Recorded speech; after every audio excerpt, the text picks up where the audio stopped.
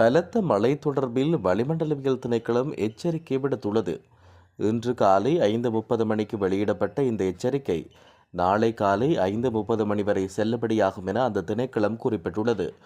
மேல் மற்றும் சப்ரகமுவ மாகாணங்களிலும் நுவரெலியா, கண்டி, காலி மற்றும் மாத்தறை ஆகிய மாவட்டங்களிலும் சில இடங்களில் 100 மில்லிமீட்டருக்கும் அதிகமான பலத்த மழை பெய்யக்கூடும் என்றும் அந்த திணைக்களம் எதிர்ப்பு கூறியுள்ளது. மேல் சப்ரகமுவ, மத்திய, தென் மற்றும் வடமேல் மாகாணங்களிலும் அவ்வப்போது மழை அல்லது இடியுடன் கூடிய மழை பெய்யக்கூடும். வடக்கு மாகாணம் மற்றும் அனுராதபுரம் மாவட்டத்திலும் பல தடவைகள் மழை பெய்யக்கூடும்.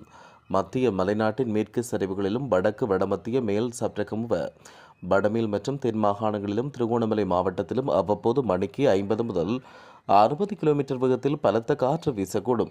இடியுடன் கூடிய மழையுடன் ஏற்படும் தற்காலிக பலத்த காற்று மற்றும் மின்னல் தாக்கத்தால் ஏற்படுகின்ற அபாயங்களை குறைப்பதற்கு தேவையான நடவடிக்கைகளை எடுக்குமாறு வளிமண்டலவியல் திணைக்களம் பொதுமக்களை அறிவுறுத்தியுள்ளது.